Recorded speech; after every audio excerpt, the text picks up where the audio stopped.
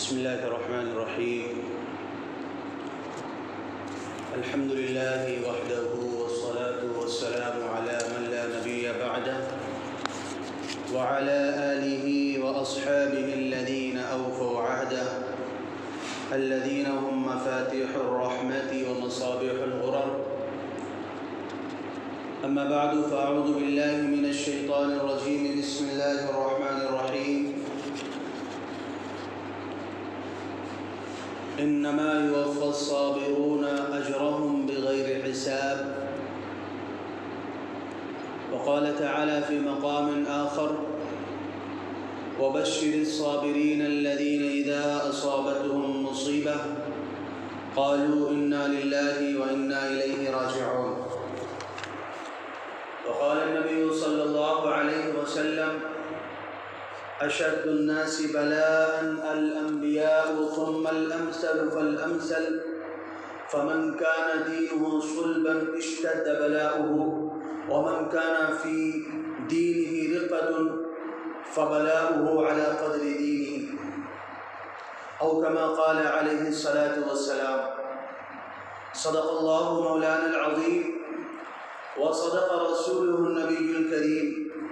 ونحن على ذلك لمن الشاهدين والشاكرين والحمد لله رب العالمين.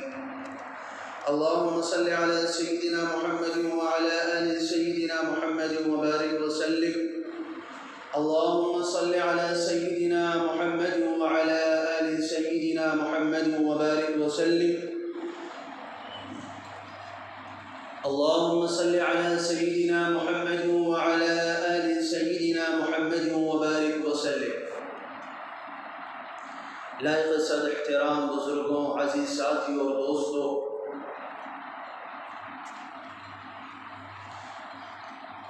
قرآن کریم کی جو آیت کریمہ آپ حضرات کے سامنے تلاوت کی گئی ہے، اللہ تبارک و تعالی ارشاد فرماتے ہیں: انما یوفی الصابرون اجرهم بغیر حساب،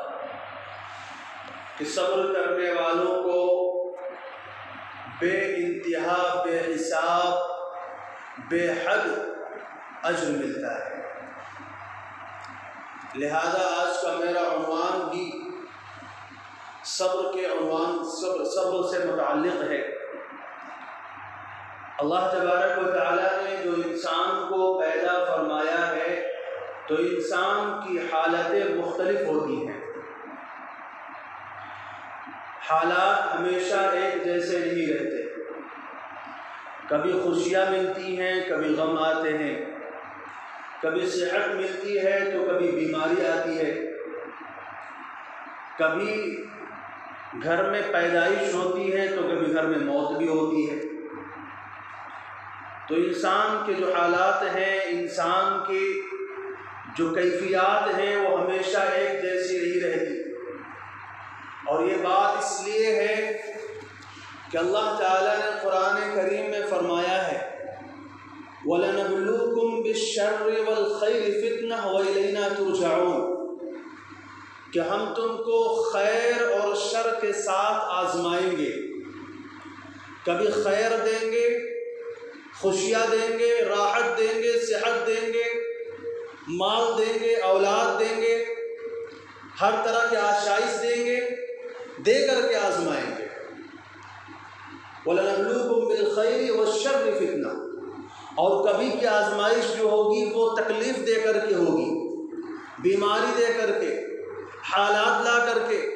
کبھی لوگوں کی طرف سے، کبھی گھر والوں کی طرف سے، کبھی اپنوں کی طرف سے، کبھی پرایوں کی طرف سے،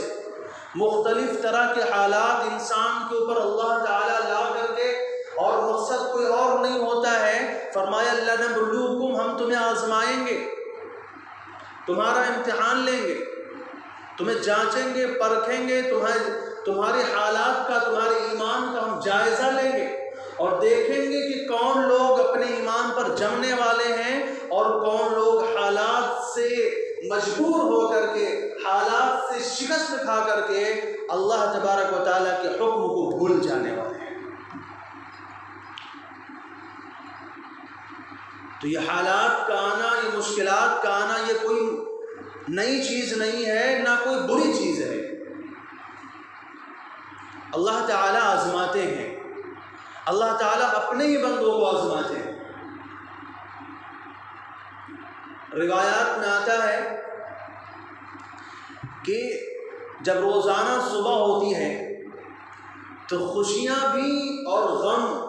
یہ دونوں اللہ تعالیٰ کے سامنے کھڑے ہوتے ہیں، اور اللہ تعالیٰ سے کہہ رہے ہوتے ہیں، خوشیاں کہتی ہیں اللہ میں کس کے پاس جاؤں، آج میرا کس کے پاس جانے کا آرڈر ہے، اور غم کہہ رہے ہوتے ہیں اللہ میں کس کے پاس جاؤں، میں کس کے اوپر جا کر کے سوار ہو جاؤں۔ تو حدیث میں آتا ہے اللہ تعالیٰ غموں سے کہتے ہیں تم میرے نیک بندوں کے پاس چلے جاؤ، تم میرے پیاروں کے پاس چلے جاؤ، اور خوشیوں کو راحتوں کو کہتے ہیں میرے دشمنوں کے پاس جاؤ، میرے نافرمانوں کے پاس جاؤ، جو مجھے مانتے نہیں ہیں، میرا انکار کرنے والے ہیں، ان کے پاس جاؤ۔ تو یہ حالات انسان کے ساتھ آتے ہیں، اور حالات کا آنا اس بات کی نشانی ہوتا ہے کہ وہ بندہ اللہ تبارک و تعالیٰ کی نظر میں قیمت رکھتا ہے۔ اور حالات کے بظاہر اسباب یہ ہوتے ہیں کہ اللہ تعالیٰ کی تجلیت دو طرح کی ہوتی ہے، اللہ تعالیٰ کی ایک تجلی جمال کی ہوتی ہے، اور اللہ تعالیٰ کی دوسری تجلی جلال کی ہوتی ہے۔ اللہ تعالیٰ کی جب کسی بندے کے اوپر جمال کی تجلی پڑتی ہے تو اس کو خوشیاں ملتی ہیں، راحت ملتی ہے، سکون ملتا ہے، صحت ملتی ہے، اولاد ملتی ہے، مال ملتا ہے، یعنی طرح طرح کی نعمتیں اس کے اوپر ڈالی جاتی ہیں، طرح طرح کی نعمتوں سے اس کو مالا مال کیا جاتا ہے۔ یہ اللہ تعالیٰ کی جمال کی تجلی ہوتی ہے۔ لیکن جب اللہ تعالیٰ کی جلال کی تجلی کسی بندے کے اوپر پڑتی ہے تو پھر اس کے اوپر غم آتے ہیں، بیماریاں آتی ہیں، مشکلات آتے ہیں، حالات آتے ہیں، اور کوئی مقصد نہیں ہوتا ہے ان چیزوں کا، نہ تو جس کو اللہ تعالیٰ خوشیاں دے رہے ہیں اس بات کی نشانی ہی کہ اللہ تعالیٰ کا بڑا پیارا بنتا ہے، اور نہ ہی حالات کا آنا، مشکلات کا، تکلیفوں کا آنا اس بات کی نشانی ہے کہ اللہ تعالیٰ کا نافرمان بنتا ہے۔ بلکہ یہ حالات جو ہیں یہ دنیا کے اندر اللہ تعالیٰ کا ایک نظام ہے کائنات کو چلانے کا۔ الذی خلق الموت والحیات لیبلوکم ایکم احسن عملا۔ اللہ تعالیٰ ہمیں دیکھنا چاہتے ہیں، ہمیں جانچنا چاہتے ہیں، پرکھنا چاہتے ہیں کہ کون اللہ تعالیٰ کی نعمت پر، اللہ تعالیٰ کی اطاعت پر، اللہ تعالیٰ کی فرما برداری پر جمنے والا ہے، اور کون حالات سے دوچار ہو کر کے، بہت سے لوگ تو خودکشیاں کر لیتے ہیں کہ بڑی مشکل حالات آ گئے، اب زندہ رہنے کا کوئی فائدہ نہیں ہے، اب ہماری زندگی کا کوئی مطلب نہیں ہے، لہٰذا اب ہمیں کیا کر لینا چاہیے، خودکشی کر لینا چاہیے۔ اب حالات ایسے ہو گئے کہ ہمارے صبر سے باہر ہے، برداشت سے باہر ہے، لہذا خودکشی کر لو۔ ان کی نظر میں بظاہر یہ مشکلات سے نکلنے کا ایک راستہ ہوتا ہے۔ وہ یہ سمجھتے ہیں کہ اگر ہم نے اپنی جان کو ہلاک کر لیا، اپنے آپ کو ختم کر لیا، تو گویا کہ ہم نے اپنی مشکلات سے ہم نے نکل گئے، اب ہماری مشکلات ختم ہو گئی۔ لیکن میرے دوستو، ایسے لوگ تو اپنے آپ کو بہت بڑی مشکل میں پھنسا لیتے ہیں۔ دنیا تو فانی ہے، یہاں کی مشکلات بھی فانی، یہاں کے غم تکلیفیں بھی فانی، یہاں کی بیماریاں بھی فانی، یہاں کے حالات بھی فانی، یہ ہمیشہ رہنے والے نہیں ہیں، کیسے بھی ہو گزر جائے گی۔ انسان کے لیے صرف دو کام ہیں، ایک زندگی اور ایک موت، بلکہ خوشی اور حالات تو یہ عوارض ہیں، خوشی اور غم تو یہ حالات ہیں، یہ ہمیشہ رہنے والے نہیں ہیں۔ لیکن خدا نخواستہ اگر کوئی انسان اپنے آپ کو اور اپنی جان کو ختم کر لیتا ہے، اپنے آپ کو ہلاک کر لیتا ہے، خودکشی کر لیتا ہے، تو رسول اللہ صلی اللہ علیہ وسلم نے بڑی سخت وعید بیان فرمائی ہے۔ فرمایا جو شخص اپنے آپ کو قتل کر لے، اور کس طرح قتل کرے؟ لوہے کے ذریعے، من قتل نفسه بحدیدۃ فحدیدته فی یدہ یتوجہ بها فی بطنہ خالدا مخلدا فیہا۔ فرمایا جو بندہ اپنے آپ کو کسی دھاردار ہتھیار سے قتل کر لے، چھری سے، چاقو سے، تلوار سے اپنے آپ کو قتل کر لے، تو رسول اللہ صلی اللہ علیہ وسلم فرماتے ہیں جہنم کے اندر اس کو ایک ہتھیار دیا جائے گا، ایک تلوار دی جائے گی، اور اس تلوار کو اپنے پیٹ میں بھونکتا رہے گا، بار بار اپنے آپ کو قتل کرے گا، بار بار اپنے آپ کے جسم کے اندر جو ہے وہ اس تلوار کو بھوگتا رہے گا. اور یہ کب تک سلسلہ چلے گا؟ خالداً مخلداً فیہا ابدا، ہمیشہ ہمیشہ. اب بتائیے دنیا کے اندر چند دنوں کی مشکلات پر صبر کر جانا آسان تھا یا ہمیشہ ہمیشہ کے لیے اپنے آپ کو جو تلوار کا بھوگنا آسان ہے؟ دوسری آگے فرماتے ہیں کہ جو شخص زہر پی کر کے اپنے آپ کو قتل کر دے تو اللہ تعالیٰ فرماتے ہیں قیامت اللہ تعالیٰ اس کو مرنے کے بعد اس کو زہر دیں گے اور اس کو زہر پیے گا، پھر اپنے آپ کو قتل کرے گا، پھر اللہ تعالیٰ زندہ کریں گے، پھر زہر پیے گا، پھر قتل کرے گا، پھر زندہ کریں گے، پھر زہر پیے گا، پھر قتل کرے گا. کب تک سلسلہ چلے گا؟ فرماتے خالداً مخلداً فیہا ابدا، ہمیشہ ہمیشہ. جو اپنے آپ کو پہاڑ سے کسی اونچی جگہ سے جا کر کے بلڈنگ سے جا کر کے گرا کر قتل کر دے تو اللہ تعالیٰ عالم برزخ میں اس کے لیے پہاڑ قائم کریں گے، بلڈنگ قائم کریں گے، اور وہ بار بار جا کر کے اپنے آپ کو اس بلڈنگ سے، اس پہاڑ سے، اس بلندی سے گرائے گا اور اپنے آپ کو قتل کرے گا. پھر اللہ زندہ کریں گے، پھر قتل کرے گا، پھر زندہ کریں گے، پھر قتل کرے گا. اسی لیے میں نے کہا کہ لوگ یہ سمجھتے ہیں کہ اپنی جان کو ختم کر لیا تو گویا کہ مشکلات سے نکل گئے، اب حالات ختم ہو گئے، تکلیفیں ختم ہو گئی، مشکلات سے ہمیں نجات مل گئی. میرے دوستو ایسا نہیں ہے، بلکہ ایسا بندہ تو اپنے آپ کو دائمی مصیبت میں گرفتار کر لیتا ہے، ہمیشہ ہمیشہ کی مصیبت میں اپنے آپ کو ڈال لیتا ہے. یہ تھوڑی سی نادانی اور تھوڑی سی غفلت اور جہالت کی وجہ سے انسان اپنے آپ کو دائمی عذاب کا جو ہے شکار بنا لیتا ہے. تو میں نے عرض یہ کیا کہ اللہ تعالیٰ انسان کو آزماتے ہیں، انسان کو جانچتے ہیں، پرکھتے ہیں، اور اللہ تعالیٰ کو ہم سے کوئی دشمنی نہیں ہے، اللہ تعالیٰ کو ہم سے کوئی ناراضگی نہیں ہے، اللہ تعالیٰ غصے کی وجہ سے نہیں آزماتے ہیں، اللہ تعالیٰ بس ہمارا امتحان لینا چاہتے ہیں. ہمیں مشکلات سے ہمیں ڈال کر کے اللہ تعالیٰ دیکھنا چاہتے ہیں کہ میرا بندہ صبر کرتا ہے کہ نہیں کرتا ہے. چنانچہ روایات میں آتا ہے کہ جو بندہ صبر کر جاتا ہے اللہ تعالیٰ اس کو بڑا انعام عطا فرماتے ہیں. فرمایا ایک مریض ہے، وہ اپنی بیماری پر صبر کر جائے اور بیماری کے اوپر جب وہ صبر کر جاتا ہے، جزا فضا نہیں کرتا، چیخ و پکار نہیں کرتا، دوسروں سے بیان نہیں کرتا اور ہر کسی کے سامنے مجھے یہ مشکل ہو گئی ہے، میرے ساتھ یہ حالات آ گئے ہیں، کاروبار نہیں چل رہا ہے، بیماری نہیں ختم ہو رہی ہے، فلاں کام نہیں ہو پا رہا ہے، فلاں کام نہیں ہو پا رہا ہے. تو یہ جو ہماری زبان پر اللہ تعالیٰ کی جو شکایت کے کلمات آتے ہیں، اللہ تعالیٰ کو یہ بات پسند نہیں ہوتی ہے. اللہ تعالیٰ نہیں چاہتے ہیں کہ میرا بندہ میری طرف سے آنے والے حالات کو دوسروں کے سامنے بیان کرتا پھرے، دوسروں سے جا کر کے اس کا تذکرہ کرے. ایک حدیث قدسی ہے، اللہ تعالیٰ فرماتے ہیں من لم يصبر على بلائی ولم يرضى بقضائی فلیتخذ ربا سوائی، کہ جو بندہ میری مشکلات پر صبر نہ کرے، میرے فیصلے پر راضی نہ ہو. اللہ کے فیصلے پر راضی ہونے کا کیا مطلب؟ ہم تو کچھ اور چاہ رہے تھے کہ ہمارے لیے یہ چیزیں ہونی چاہیے، لیکن اللہ تعالیٰ کا فیصلہ ہمارے لیے کچھ اور ہے. اب ہماری مرضی کے مطابق حالات نہیں چل رہے، ہماری مرضی کے مطابق ہماری صحت نہیں چل رہی ہے، ہماری مرضی کے مطابق ہمارا کاروبار نہیں چل رہا ہے، ہماری مرضی کے مطابق بارشیں نہیں آ رہی ہیں، ہماری مرضی کے مطابق ہمارے باغ میں پھل نہیں آ رہے ہیں. تو اب اللہ تعالیٰ کیا کہہ رہے ہیں کہ جو بندہ میرے فیصلے پر راضی نہ ہو اس کو کیا کرنا چاہیے؟ فلیتخذ ربا سوائی، تو اس کو چاہیے کہ کوئی اور اللہ ڈھونڈ لے، اپنے لیے کوئی اور رب تلاش کر لے، پھر اس کو میرا بندہ ہونے کی ضرورت نہیں ہے. ایسے بندے سے میرا کوئی واسطہ نہیں ہے جو میرے حالات پر صبر نہ کرے. تو یہ کتنی سخت بات اللہ تعالیٰ نے فرمائی ہے.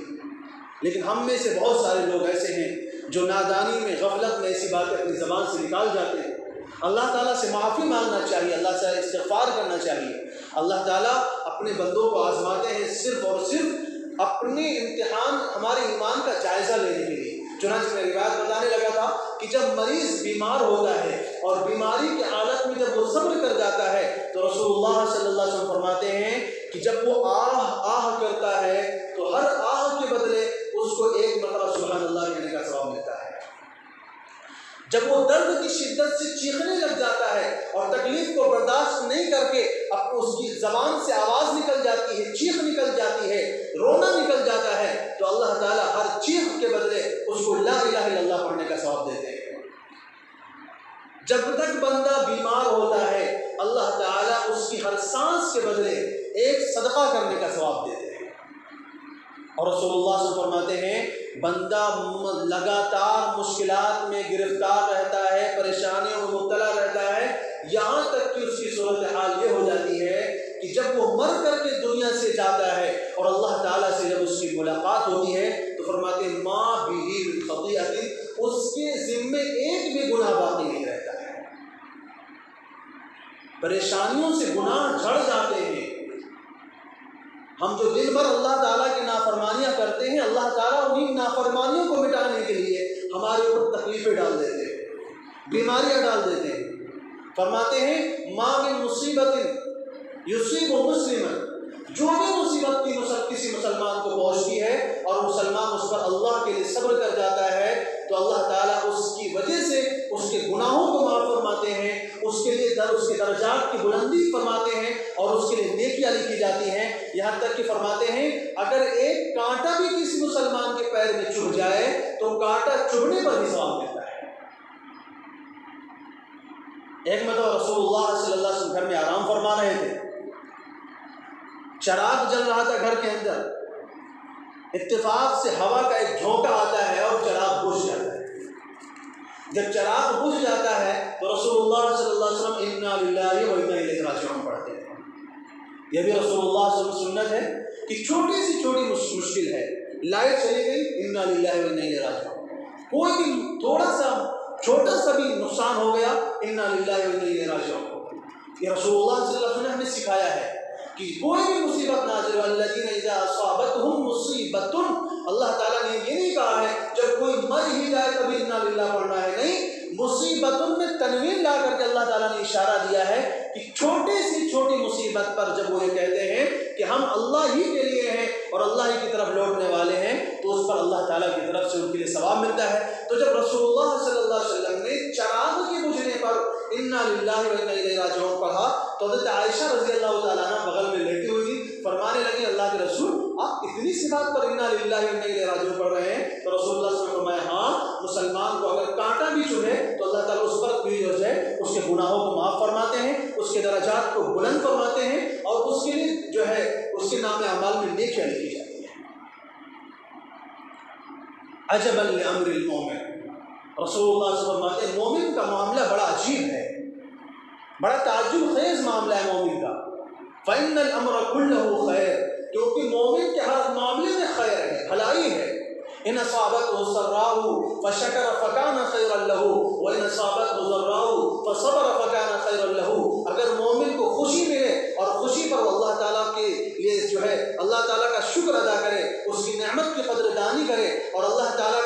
کی عظمت کا استحضار اپنے دل میں جمائے کہ اللہ تعالیٰ نے مجھے یہ نعمت دی ہے، میں اس کا مستحق نہیں تھا، میں اس کے لائق نہیں تھا، یہ صرف اللہ کا کرم ہے، اللہ کا انعام ہے کہ اس نعمت سے ہمیں مالا مال فرمایا ہے۔ تو فرمایا اگر نعمت کے ملنے پر بندہ شکر کرے تب بھی بہتر ہے، وَإِنْ أَصَابَتْهُ ضَرَّاءٌ، اور اگر مشکل آ گئی، بیماری آ گئی، اولاد چھین لی گئی، مال میں خسارہ ہو گیا، کاروبار میں نقصان ہو گیا، کسی بھی طرح کی مصیبت آ گئی اور مصیبت پر صبر اس کر جائے تو فرمایا فَكَانَ خَيْرًا لَهُ، یہ صبر کر جانا بھی بہتر ہوتا ہے۔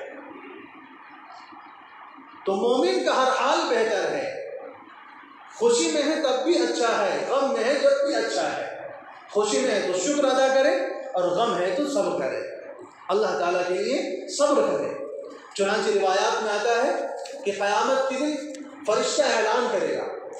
کہے گا وہ لوگ کھڑے ہو جائیں جن کا اللہ کے ذمہ حق ہے۔ ہم لوگ حیران ہو جائیں گے کہ کون سا انسان ایسا ہے جس کا حق اللہ کے ذمہ واجب ہے، یعنی کون سے ایسے لوگ ہیں جن کے اللہ تعالیٰ مقروض ہیں۔ لوگ فرشتوں سے پوچھیں گے وہ کون لوگ ہیں، وہ کون سے انسان ہیں جن کا حق اللہ تعالیٰ کے ذمہ واجب ہے؟ تو فرشتہ کہے گا جس بھی بندے کو دنیا میں رہتے ہوئے کوئی مشکل آئی تھی، اس کی وجہ سے اس کے آنکھ میں آنسو کا قطرہ آ گیا تھا، جس بھی بندے کو دنیا میں رہتے ہوئے کسی بھی طرح کا غم پیش آیا تھا، مرض پیش آیا تھا، نقصان ہوا تھا، اس کا حق اللہ تعالیٰ کے ذمہ ہے۔ چنانچہ کہتے ہیں لوگ بہت سارے لوگ کھڑے ہو جائیں گے اور سب کہنے لگیں گے مجھے یہ مشکل آئی تھی، مجھے وہ تکلیف پہنچی تھی، مجھے فلاں بیماری لاحق ہوئی تھی، مجھے فلاں وقت کاروبار میں نقصان ہوا تھا۔ چنانچہ سارے کے سارے بندے کھڑے ہو جائیں گے اور اللہ تعالیٰ ان سے کہیں گے کہ جاؤ जाओ तुम बगैर हिसाब व किताब की जन्नत में दाखिल हो। अभी हिसाब किताब भी शुरू नहीं हुआ है, मैदान महशर कायम ही हुआ है और फरिश्ते ये पूरा गिरोह लेकर के जन्नत के दरवाजे पर पहुंच जाएंगे। अब जन्नत का जो दारोगा है रिजवान, वो इन लोगों को देख करके हैरान होगा, भाई तुम लोग कहाँ से आ गए, अभी कहाँ से आ गए, अभी तो हिसाब किताब भी शुरू नहीं हुआ है, अभी तो नामे अमाल भी तकसीम नहीं हुए हैं, आप लोग कहाँ से आ गए और जन्नत में कैसे जाना चाहते हैं। ये लोग कहेंगे नहीं, जन्नत का दरवाजा खोलो, हमें जन्नत में जाना है। फरिश्ता कहेगा, जन्नत का जो दारोगा है, जन्नत का जो मालिक है, वो फरिश्ता रिजवान को कहेगा हम कैसे तुमको जन्नत में जाने दें, अभी तुम्हारा तो हिसाब भी नहीं हुआ है। तो अल्लाह ताला से पूछेगा, अल्लाह ताला अभी तो आपने इनका हिसाब भी नहीं लिया है और ये हैं कि आकर के अड़े हुए हैं कि हमें जन्नत में जाने दीजिए। तो अल्लाह ताला फरमाएंगे कि मैंने दुनिया ही में कह दिया था, इन्नमा युवफ़्फ़स-साबिरून अजरहुम बिग़ैरि हिसाब, कि सब्र करने वालों को उनका बदला बगैर हिसाब के दिया जाएगा, लिहाजा मेरे इन बंदों को जन्नत में जाने दो, इनसे कोई हिसाब किताब नहीं होगा।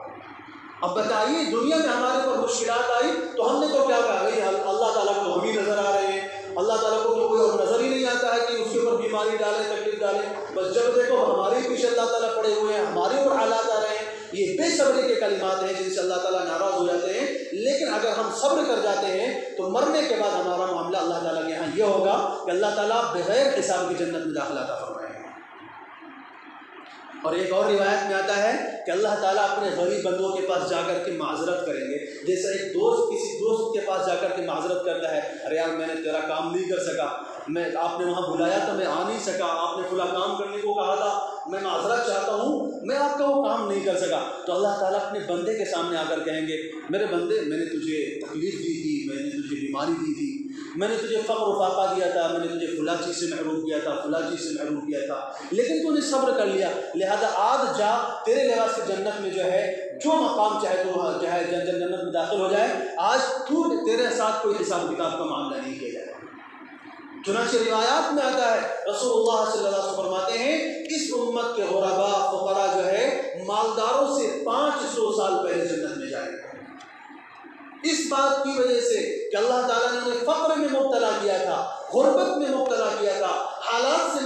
दोचार किया था और उन्होंने उस पर सब्र किया था। तो अल्लाह ताला इस सब्र का नतीजे में क्या फरमाएंगे, फरमाया मैं रसूलुल्लाह से फरमाते हैं, मैंने जन्नत में झांक कर देखा तो जन्नत में गुरबा मसाकीन भरे हुए हैं और जहन्नम को झांक के देखा तो वहाँ पर मालदार भरे हुए हैं। मालदारों को हिसाब किताब के लिए रोक दिया गया है और गरीब कहते हैं हमारे पास काई क्या, जो हमें किस बात का हिसाब दिया जाए।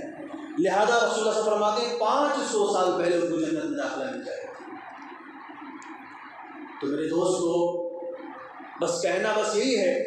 कि हालात जो आते हैं हमें कभी भी जज़ा फज़ा नहीं करना है, कभी भी अल्लाह ताला की शिकायत लेकर के बंदों के सामने नहीं जाना है, अल्लाह ने मुझे ये कर दिया, अल्लाह ने मुझे वो कर दिया, ये बात हमारी ज़बान पर नहीं आना। अल्लाह ताला बहुत खुश होते हैं, अल्लाह ताला इतना ज़्यादा खुश हो जाते हैं कि मरने के बाद क्या कहते हैं, मेरे बंदे से हिसाब ना लो, इसको सीधा जन्नत में लेकर के जाओ, इसने मेरी मुश्किल पर, मेरी तकलीफ़ों पर, मेरी तरफ से दिए हुए हालात पर सब्र किया था, लिहाजा इसको जन्नत में लेकर के जाओ। कुरान करीम में अल्लाह के पैगम्बर हज़रत अय्यूब अलैहिस्सलाम का वाक़या है जो बड़ा मशहूर वाक़या है। आप हज़रात ने भी सुना होगा कि अल्लाह तबारक व तआला ने हज़रत अय्यूब अलैहिस्सलाम को बहुत ही ज़्यादा माल और दौलत से नवाजा था। औलाद की कसरत थी, माल और दौलत की कसरत थी। ये अय्यूब अलैहिस्सलाम हज़रत इसहाक़ अलैहिस्सलाम के पड़ पोते हैं और इनकी अहलिया जो थी वो हज़रत यूसुफ अलैहिस्सलाम की पोती थी। एक रिवायत में आता है कि इनकी अहलिया का नाम रहमत बिनते अफरासीन बिन यूसुफ था और दूसरी रिवायत में आता है कि इनकी अहलिया का नाम लैया बिनते मिनशा बिन यूसुफ था। यानी बहरहाल दोनों रिवायत के मुताबिक इनकी अहलिया जो थी वो हज़रत यूसुफ अलैहिस्सलाम की पोती थी। बहरहाल अल्लाह ताला ने इनको बहुत सारे माल और दौलत से नवाजा था, हर तरह की खुशियाँ मुयस्सर थी। लेकिन शैतान ने अल्लाह ताला से कहा, अल्लाह ताला अय्यूब अलैहिस्सलाम जो आपके बंदे हैं ये बड़े इबादत गुजार हैं, आपकी हर वक्त इबादत में शुक्र में लगे रहते हैं और तेरी तस्बीह और जिक्र में लगे रहते हैं, ये इस वजह से लगे हुए हैं कि आपने इनको माल दिया है, आपने इनको दुनिया की दौलत से माला माल किया है, आपने इनको औलाद दी है, सेहत दी है, इसलिए जो है इस नेमत पर लगे हुए हैं। हम देखना चाहते हैं, हम ये जांचना चाहते हैं کیا حالات کے آنے کے بعد اگر یہ مال سے چھین لیا جائے، اولاد چھین لی جائے اور صحت لے لی جائے، جب یہ عبادت کر کے دکھائیں، شکر ادا کر کے دکھائیں، جب ہم مانیں گے کہ واقعی آپ کے عبادت گزار بنتے ہیں۔ چنانچہ اللہ کی مرضی تھی، اللہ تعالیٰ کی طرف سے دنیا والوں کو دکھانا تھا کہ اللہ کے پیغمبر کیسے ہوا کرتے ہیں کہ زندگی میں کیسی بھی حالات آ جائیں ان کی زبان پر کبھی اللہ تعالیٰ کی جو ہے شکوے کے الفاظ نہیں آتے ہیں، اللہ تعالیٰ کی ناشکری کے الفاظ نہیں آتے ہیں۔ چنانچہ اللہ تعالیٰ کی طرف سے ایوب علیہ السلام کو آزمایا گیا۔ قرآن کہتا ہے وَاذْكُرْ عَبْدَنَا أَيُّوبَ إِذْ نَادَىٰ رَبَّهُ أَنِّي مَسَّنِيَ الشَّيْطَانُ بِنُصْبٍ وَعَذَابٍ، اور دوسری جگہ فرمایا وَأَيُّوبَ إِذْ نَادَىٰ رَبَّهُ أَنِّي مَسَّنِيَ الضُّرُّ وَأَنْتَ أَرْحَمُ الرَّاحِمِينَ کہ اللہ تعالیٰ نے ایوب علیہ السلام کی مال دولت کو بھی ختم فرما دیا۔ کوئی حادثے کے اندر پورا کا پوری کی پوری دولت ختم ہو گئی، مال ختم ہو گیا، اور کوئی حادثہ ایسا پیش آیا جس میں اولاد بھی ختم ہو گئی، اور پھر اللہ تعالیٰ نے ان کو بیماری میں بھی ڈال دیا۔ بیماری بھی کہتے ہیں چیچک کی آئی، بعض مفسرین نے تو اس بات کو رد کیا ہے، لیکن چونکہ تاریخی روایات ہیں، قرآن و سنت کی بات نہیں ہے، مستند بات نہیں ہے، تاریخی روایات ہے کہ ایوب علیہ السلام کو چیچک کی بیماری ہوئی۔ چنانچہ مشہور مفسر حضرت امام مجاہد رحمۃ اللہ علیہ فرماتے ہیں کہ دنیا میں سب سے پہلے جو چیچک کی بیماری ہوئی وہ حضرت ایوب علیہ السلام کو ہوئی۔ اللہ تعالیٰ کی طرف سے حالات آئے، پورے بدن کے اندر زخم ہی زخم ہو، سوائے زبان کے اور دل کے، پورا بدن جو ہے زخموں سے چور ہو گیا، یہاں تک کہ ایسے حالات ہو گئے کہ لوگوں نے ان کو بستی سے باہر نکال دیا۔ چنانچہ وہ آپ کو بستی سے باہر جنگل کی طرف بھیج دیا گیا، آپ وہیں پر رہتے تھے اور ہمیشہ اللہ کا شکر ادا کرتے رہتے تھے، اور اللہ تعالیٰ کی تسبیح ہمیشہ زبان پر رہتی ہے۔ یہاں تک کہ تاریخی روایات میں یہاں تک بھی بات آتی ہے کہ آپ کے زخموں میں کیڑے پڑ گئے تھے، جب وہ کیڑے زمین پر گر جاتے تو آپ اس کو اٹھا کر کے واپس زخم میں رکھ دیتے تھے اور کہتے تھے اللہ تعالیٰ نے تیری غذا اس میں بنائی تو نیچے گرتا ہے۔ اس حال میں بھی اللہ تعالیٰ کا جو ہے وہ شکر ادا کرتے رہتے تھے۔ مال و دولت ختم ہو چکا تھا، اولاد بھی ختم ہو چکی تھی، رشتہ دار بھی منہ موڑ چکے تھے، دوست اور احباب بھی آپ سے ملنا گوارا نہیں کرتے تھے، صرف آپ کی بیوی حضرت لیہ رضی اللہ تعالیٰ عنہ جو تھی وہی آپ کی خدمت میں لگی رہتی تھی، دن بھر محنت اور مزدوری کرتی تھی، شام کو آپ کے لیے کھانے کا انتظام کرتی تھی اور آپ کی جو ہے خدمت میں، آپ کی تیمارداری میں لگی رہتی تھی۔ یہی صورتحال کئی سال تک چلتی رہی۔ مختلف روایات میں آتا ہے، ہم تو مہینے 2 مہینے میں پریشان ہو جاتے ہیں۔ ایک روایت کے مطابق ایوب علیہ السلام کی بیماری 3 سال تک رہی، دوسری روایت کے مطابق یہ بیماری 7 سال تک رہی، اور جو سب سے زیادہ مشہور روایت ہے اس کے مطابق یہ بیماری 18 سال تک رہی۔ 18 سال تک اللہ تعالیٰ نے ایوب علیہ السلام کو آزمایا۔ صبر ایوب ایسی مشہور نہیں ہے، اللہ تعالیٰ نے بڑی ہی حالات سے ان کو دوچار کیا ہے۔ ہم تو تھوڑی تھوڑی بات پر خودکشی کرنے کا سوچتے ہیں، ہم تو زندگی کو ختم کرنے کی طرف جو ہے جانے لگ جاتے ہیں۔ اللہ تعالیٰ اپنے پیارے پیغمبر کو، جو معصوم ہوتا ہے، جس نے زندگی میں کبھی گناہ نہیں کیا ہوتا ہے، اللہ کے پیغمبر جو ہوتے ہیں وہ گناہوں سے معصوم ہوا کرتے ہیں، وہ ایک لمحے کے لیے بھی اللہ کی نافرمانی نہیں کرتے، کبھی بھی زندگی میں گناہ نہیں کیا تھا، لیکن اللہ نے آزمایا، اللہ نے آپ کا امتحان لیا۔ چنانچہ یہ سلسلہ گزرتا رہا۔ ایک دن کہتے ہیں شیطان ایوب علیہ السلام کی بیوی کے پاس آیا اور کہنے لگا میرے پاس ان کا علاج موجود ہے، میرے پاس ان کا علاج موجود ہے، میں ان کا علاج کرنا چاہتا ہوں اور اس کے بدلے میں 1 بھی روپیہ آپ سے نہیں چاہتا ہوں، بس یہ چاہتا ہوں کہ جب میں ان کو شفا دے دوں، یہ ٹھیک ہو جائیں تو تم یہ کہنا کہ میں نے ان کو شفا دی ہے، میری وجہ سے یہ ٹھیک ہوئے ہیں۔ اب بیوی بھی تھی، شوہر کی بیماری سے جو پریشان تھی، 18 سال یا 7 سال کا زمانہ گزر چکا ہے، بیوی بھی چاہتی تھی کہ شوہر کی بیماری ختم ہو جائے، تکلیفیں ختم ہو جائیں۔ کہتے ہیں آپ کے جسم کی ہڈیاں نظر آنے لگ گئی تھی، گوشت ختم ہو گیا تھا بدن سے، یہ صورتحال ہو گئی تھی۔ ایسے وقت میں بھی وہ اللہ کی نیک بندی آپ کے ساتھ میں تھی،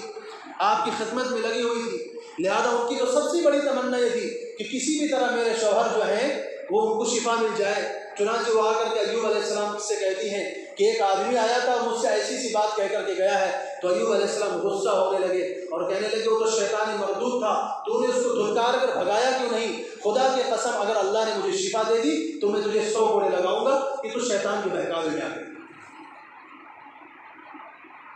شیطان کے بہکاوے میں آنے کی وجہ سے تو نے یہ بات کی ہے، ہونا تو یہ چاہیے تھا کہ تو شیطان کو اسی وقت لات مار کر بھگاتی، اس کو دلکار دیتی، اس کو ذلیل و خوار کرتی، لیکن تو اس کی بات کو مان کر کے میرے سامنے مشورہ کرنے آئی ہے، لہذا میں تجھے، اگر مجھے شفا ہو گئی تو تجھے 100 گھوڑے لگاؤں گا۔ اب یہ سلسلہ بھی چل رہا ہے، ایوب علیہ السلام کی بیوی بھی کہہ رہی ہے اللہ سے آپ دعا کیجیے اللہ تعالیٰ آپ کو شفا دے دے، لیکن ایوب علیہ السلام اس حال میں بھی اللہ تعالیٰ سے دعا نہیں کر رہے ہیں۔ عجیب بات ہے، اللہ کے فیصلے پر رضا کا یہ عالم ہے، حالانکہ اپنی صحت کے لیے دعا مانگنا کوئی بے صبری کی بات نہیں ہے۔ اللہ تعالیٰ تو کہتے ہیں کہ مجھ سے دعا مانگو، جو بھی تمہیں مشکل آئے مجھ سے مانگو، میرے سامنے آ کر کے ہاتھ پھیلاؤ۔ تو اتنی بڑی مشکل میں گرفتار ہے، دعا کرنا کوئی بری بات نہیں تھی، لیکن اللہ کے فیصلے پر رضا کا یہ عالم ہے کہ ایوب علیہ السلام کہہ رہے ہیں مجھے دعا مانگتے ہوئے شرم آتی ہے۔ جب اللہ تعالیٰ نے مجھے 70 سال تک صحت سے نوازا ہے، یہ چند سال بیماری کے گزر گئے تو کیا میں صبر نہیں کر سکتا؟ لہذا میں صبر کروں گا۔ لیکن بالآخر وہ بات جب شیطان والا یہ واقعہ پیش آیا تب ایوب علیہ السلام نے دعا مانگی، وَاذْكُرْ عَبْدَنَا أَيُّوبَ إِذْ نَادَىٰ رَبَّهُ أَنِّي مَسَّنِيَ الشَّيْطَانُ بِنُصْبٍ وَعَذَابٍ کہ اللہ اب تو شیطان بھی آ کر کے میرے گھر والوں کو بہکانے لگا ہے اور اس نے آ کر کے مجھے تکلیف پہنچائی ہے، لہذا اب اس مشکل سے مجھے نکال دیجیے۔ چنانچہ اللہ تعالیٰ نے ان کو حکم دیا ارکض برجلک ھذا مغتسل بارد وشراب، اور آپ کی اہلیہ مزدوری کے لیے گئی ہوئی تھی، شہر کی طرف گئی ہوئی تھی۔ اللہ تعالیٰ ادھر یہ پروگرام بناتے ہیں، ایوب علیہ السلام سے کہتے ہیں کہ اپنا پیر زمین پر ماریے۔ ایوب علیہ السلام اپنا پیر زمین پر مارتے ہیں، وہاں پر پانی کا چشمہ جاری ہو جاتا ہے۔ صورتحال یہ ہے کہ بدن کا گوشت بھی بن چکا ہے، پورا بدن سے ہڈیاں نظر آ رہی ہیں، پورا بدن زخموں سے چور ہے، زخموں سے تار تار ہے۔ ایسے حالت میں اللہ تعالیٰ ایوب علیہ السلام سے کہتے ہیں آپ اس زمین کے اوپر پیر ماریے۔ اللہ تعالیٰ پانی کا چشمہ جاری فرماتے ہیں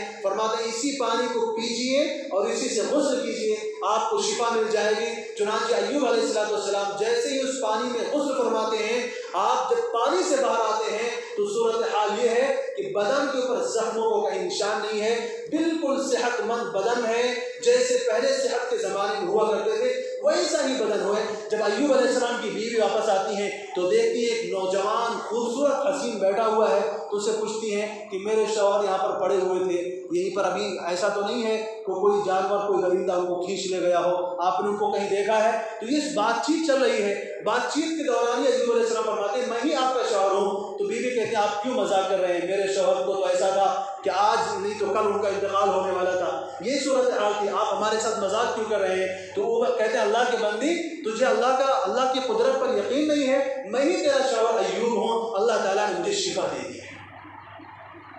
چنانچہ روایات میں آتا ہے اب ایوب علیہ السلام نے قسم بھی کھائی ہوئی تھی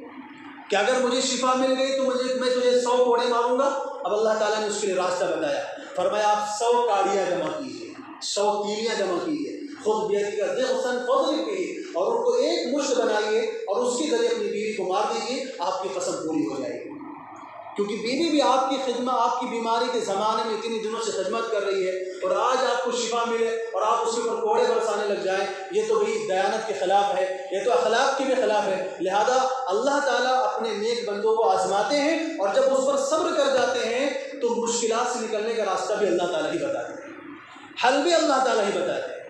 اور اللہ تعالیٰ نے ایوب علیہ السلام کو 3 انعام دیے، فرماتے ہیں انا وجدناہ صابرا، میں نے ان کو صبر کرنے والا پایا، نعم العبد، میرا ایوب بڑا ہی اچھا بندہ تھا، انہ اواب، وہ ہمیشہ میری طرف رجوع کرنے والا تھا۔ کہتے ہیں جب ایوب علیہ السلام کو شفا مل گئی، ایوب علیہ السلام کی صحت کے زمانے میں آپ کے 2 کھلیان ہوا کرتے تھے، ایک گیہوں کا ہوا کرتا تھا اور ایک جو کا ہوا کرتا تھا۔ جو گیہوں کا کھلیان تھا اللہ تعالیٰ نے اس میں سونے کی بارش برسائی، وہ پورا کا پورا کھلیان بھر گیا، اور جو کا کھلیان تھا اللہ تعالیٰ نے چاندی کی بارش فرمائی اور پورا کا پورا کھلیان بھر گیا۔ اور فرماتے ہیں کہ آپ کے اللہ تعالیٰ نے وَوَهَبْنَا لَهُ أَهْلَهُ وَمِثْلَهُمْ مَعَهُمْ رَحْمَةً مِّنْ عِندِنَا وَذِكْرَىٰ لِأُولِي الْأَلْبَابِ، جتنا مال آپ کا ضائع ہوا تھا اس سے کئی گنا زیادہ مال آپ کو عطا کیا۔ جو اولاد آپ کی ختم ہو گئی تھی اللہ تعالیٰ نے اس سے کئی گنا زیادہ اولاد بھی آپ کو عطا فرمائی، اور بعض روایات میں آتا ہے کہ جو اولاد مر گئی تھی ان کو بھی اللہ تعالیٰ نے زندہ فرما دیا۔ تو صبر وہ چیز ہے جو اللہ تعالیٰ تمام حالات کو درست فرما دیتے ہیں، ہر مشکل سے اللہ تعالیٰ نکال دیتے ہیں، اور آخرت کا جو ثواب ہے وہ تو الگ ہے، آخرت کا جو انعام ہے وہ تو الگ ہے۔ دنیا کے اندر اللہ تعالیٰ جو ہے ہر مشکل سے نکلنے کا راستہ بتا دیتے ہیں۔ چنانچہ فرماتے ہیں کہ جب ایوب علیہ السلام کو صحت مل گئی، ایوب علیہ السلام دوبارہ جو ہے اپنی پہلی زندگی پر آ گئے، تو کسی نے پوچھا کہ ایوب بیماری والی زندگی بہتر تھی یا اب صحت والی زندگی بہتر ہے؟ تو ایوب علیہ السلام فرماتے ہیں کہ صحت بھی اللہ کی نعمت ہے، بیماری بھی اللہ کی نعمت ہے، البتہ فرق یہ ہے کہ جب میں بیمار تھا، مشکل میں تھا، تو روزانہ صبح اور شام اللہ تعالیٰ میری خیریت دریافت کیا کرتے تھے۔ جب صبح ہوتی تھی تو اللہ تعالیٰ پوچھتے تھے میرے بندے ایوب کیا حال ہے؟ اللہ تعالیٰ کا یہ پوچھنا ہوتا تھا، میں اپنے غم کو بھول جایا کرتا تھا، بیماری کو بھول جایا کرتا تھا۔ جب شام ہوتی تھی تو شام کے وقت اللہ تعالیٰ پوچھتے تھے میرے بندے ایوب کیا حال ہے؟ جب پوری رات میری جو ہے خوشی میں گزر جایا کرتی تھی کہ اللہ تعالیٰ میرا حال دریافت کر رہے ہیں، لیکن جب سے صحت مل گئی ہے اب یہ سلسلہ بند ہو گیا ہے، تو مجھے تو ایسا لگتا ہے کہ میرے لیے وہی حالت بہتر تھی۔ تو میرے دوستو، اللہ تعالیٰ نے جو فرمایا ہے کہ ہم صبر کرنے والوں کو بے حساب اجر دیا کرتے ہیں، وہ دنیا میں بھی اللہ تعالیٰ اجر عطا فرماتے ہیں، آخرت میں بھی اجر عطا فرماتے ہیں۔ بس سوال اس بات کا ہے، ضرورت اس بات کی ہے کہ اللہ تعالیٰ اگر حالات سے آزمائے تو ہم اس پر صبر کر جائیں۔ رسول اللہ صلی اللہ علیہ وسلم فرماتے ہیں ان عظم الجزاء مع عظم البلاء، بڑے بڑے انعامات جو ہیں وہ بڑی بڑی مشکلات کے بعد ملا کرتے ہیں، بڑے بڑے امتحانات کے بعد ملا کرتے ہیں۔ جو اللہ تعالیٰ کے فیصلے پر راضی ہو جاتا ہے اللہ تعالیٰ اس سے راضی ہو جاتے ہیں، اور جو اللہ کے فیصلے پر ناراض ہو جاتا ہے اللہ تعالیٰ اس سے بھی ناراض ہو جاتا ہے۔ اور ایک اور روایت میں رسول اللہ صلی اللہ علیہ وسلم فرماتے ہیں اشد الناس بلاء الانبیاء، کسی نے پوچھا کہ دنیا میں حالات سب سے زیادہ کس کے اوپر آتے ہیں، مشکلات سب سے زیادہ کس کو پیش آتی ہیں؟ تو رسول اللہ صلی اللہ علیہ وسلم فرماتے ہیں اشد الناس بلاء الانبیاء، سب سے زیادہ مشکلات انبیاء علیہ السلام کے اوپر آتی ہیں، سب سے بڑے حالات آتے ہیں۔ چنانچہ رسول اللہ صلی اللہ علیہ وسلم کی صاحبزادی حضرت فاطمہ رضی اللہ تعالیٰ عنہ فرماتی ہیں کہ میرے والد کے اوپر اتنی بڑی بڑی مشکلات نازل ہوئی، اگر وہ مشکلات دن کے اوپر نازل ہو جاتی تو دن میں رات میں تبدیل ہو جاتی۔ اتنے بڑی بڑی آزمائشوں سے جناب رسول اللہ سے کو گزرنا پڑا، آپ کے صحابہ کو گزرنا پڑا، آپ کے پیاروں کو گزرنا پڑا، حالانکہ انہوں نے کوئی گناہ نہیں کیا تھا، کوئی جرم نہیں کیا تھا، بس اللہ تعالیٰ آزمانا چاہتے تھے۔ ایک روایت میں رسول اللہ صلی اللہ علیہ وسلم فرماتے ہیں کہ اللہ تعالیٰ مسلمان بندے کے واسطے جنت میں ایک اونچا مقام تیار کر کے رکھتے ہیں، لیکن بندے کے عمل میں وہ طاقت نہیں ہوتی ہے، وہ کوالٹی نہیں ہوتی ہے کہ جنت کے اس درجے کو پہنچ سکے، اس لیے اللہ تعالیٰ اس کو جو ہے دنیا میں مشکلات میں ڈال دیتے ہیں، بڑی پریشانیوں میں ڈال دیتے ہیں، حالات سے جو ہے دوچار کر دیتے ہیں۔ جب بندہ اس پر صبر کر جاتا ہے تو اللہ تعالیٰ جنت کے اس درجے تک اس کو پہنچا دیا کرتے ہیں۔ تو فرماتے ہیں اشد الناس بلاء الانبیاء، سب سے زیادہ آزمائش اللہ تعالیٰ کے نبیوں کے اوپر آتی ہے، اس کے بعد ثم الامثل فالامثل، اس کے بعد جو جیسا درجہ ہوتا ہے درجہ بدرجہ حالات آتے ہیں۔ تو اللہ تعالیٰ آزماتے ہیں اپنے پیاروں کو، دشمنوں کو آزماتے نہیں ہیں۔ اللہ تعالیٰ کے دشمنوں کو تو جلدی سر میں درد بھی نہیں ہوتا، اللہ تعالیٰ کی جو ہے نافرمانوں کو جلدی بخار بھی نہیں آتا۔ رسول اللہ صلی اللہ علیہ وسلم نے جب بخار آیا تھا تو رسول اللہ صلی اللہ علیہ وسلم کے اوپر 2 آدمیوں کے برابر بخار آیا۔ عبداللہ بن مسعود رضی اللہ عنہ فرماتے ہیں اللہ کے رسول میں کیا دیکھ رہا ہوں کہ اللہ آپ کے اوپر 2 آدمیوں کے برابر بخار ہے؟ فرمایا ہاں، ہم انبیاء علیہ السلام کی جماعت ہیں، ہماری آزمائشیں بھی بڑی سخت ہوا کرتی ہیں کیونکہ ہمارا انعام بڑا اونچا ملنے والا ہے، ہمیں بدلہ چونکہ بہت بڑا ملنے والا ہے، اس لیے حالات بھی ہمارے اوپر بڑے زیادہ سخت آیا کرتے ہیں۔ آگے فرماتے ہیں فَمَنْ كَانَ فِي دِينِهِ صَلَابَةٌ، جس بندے کے دین میں جتنی زیادہ مضبوطی ہوتی ہے اشتد بلاؤہ، اس کے اوپر حالات اتنے ہی زیادہ آتے ہیں۔ وَمَنْ كَانَ فِي دِينِهِ رِقَّةٌ فَبَلَاؤُهُ عَلَى قَدْرِ دِينِهِ، اور جس بندے کے دین میں کمزوری ہوتی ہے، ڈھیلا پن ہوتا ہے، اس کی آزمائش بھی اتنی ہلکی ہوا کرتی ہے۔ اور فرمایا بندے کے اوپر یہ حالات چلتے رہتے ہیں، کبھی یہ مشکل، کبھی وہ مشکل، کبھی وہ مشکل۔ چنانچہ ایک روایت کے اندر رسول اللہ صلی اللہ علیہ وسلم نے مومن کی مثال کیا دی ہے؟ فرماتے ہیں مومن کی مثال لہلہاتی ہوئی کھیتی کی مانند ہے، ہوا ادھر سے آتی تو ادھر جھک جاتی ہے کھیتی، جب ہوا ادھر سے آتی تو کھیتی ادھر کو جھک جاتی ہے۔ تو گویا کہ مومن کے اوپر کبھی ادھر سے حالات آئے، کبھی ادھر سے حالات آئے، کبھی ادھر سے، کبھی ادھر سے، یعنی کبھی مال کے اوپر حالات، کبھی اولاد پر حالات، کبھی اپنی صحت پر حالات، کبھی کاروبار کے اوپر حالات۔ تو مومن کی مثال لہلہاتی کھیتی کے مانند ہے، اور کافر کی مثال کہتے ہیں صنوبر کے درخت کی طرح ہے جو بالکل تن کر کھڑا ہوتا ہے، اللہ کی آندھی آ کے اس کو اکھاڑ کر لے کر چلی جاتی ہے۔ تو مومن کے اوپر فرمایا حالات آتے رہتے ہیں، مشکلات آتے رہتے ہیں، یہاں تک کہ فرماتے یمشی علی الارض ما بی خطیئۃ، وہ زمین پر اس حال میں چل رہا ہوتا ہے کہ اس کے اوپر ایک بھی گناہ باقی نہیں رہتا ہے۔ ہم میں سے کون ہے جو گناہ نہیں کرتے ہیں؟ ہم میں سے کون ہے جو گناہوں سے محفوظ ہیں؟ مرد ہوں، عورت ہوں، بوڑھا ہو، جوان ہو، ہر ایک سے گناہ ہو جاتا ہے۔ اللہ تعالیٰ انہی گناہوں کو مٹانے کے لیے ہمارے اوپر حالات لے کر کے آتے ہیں، انہی گناہوں کو ختم کرنے کے لیے اور ہمارے درجات کو بلند کرنے کے لیے اللہ تعالیٰ حالات کو لے کر کے آتے ہیں۔ لہذا جب ہم کسی بندے کو کسی آزمائش میں گرفتار دیکھیں، کسی مشکل میں پھنسا ہوا دیکھیں، تو یہ نہ سمجھے کہ اس نے کوئی بہت بڑا جرم کیا تھا، اللہ تعالیٰ اس سے ناراض ہو گئے ہیں اس لیے اس کے اوپر یہ بیماری ڈالی گئی۔ نہیں، اللہ کی رحمت اس کے اوپر آئی ہوئی ہے، اللہ کی نظر کرم اس کے اوپر آئی ہوئی ہے۔ چنانچہ روایات میں یہاں تک آتا ہے کہ جس بندے کے اوپر اللہ کی رحمت ہوتی ہے، جیسے ہی اس سے کوئی گناہ ہوتا ہے فوراً اس کے اوپر کوئی مشکل آ جاتی ہے، تاکہ میرے بندے کے اوپر یہ گناہ باقی نہ رہے، اور جب میرے پاس آئے تو میں اس کو سیدھا جنت میں داخل کروں۔ اللہ تبارک و تعالیٰ سے دعا ہے کہ اللہ تعالیٰ ہم سب کو تمام باتوں پر کہنے سننے سلامت توفیق نصیب فرمائے۔ وآخر دعوانا ان الحمد للہ رب العالمین۔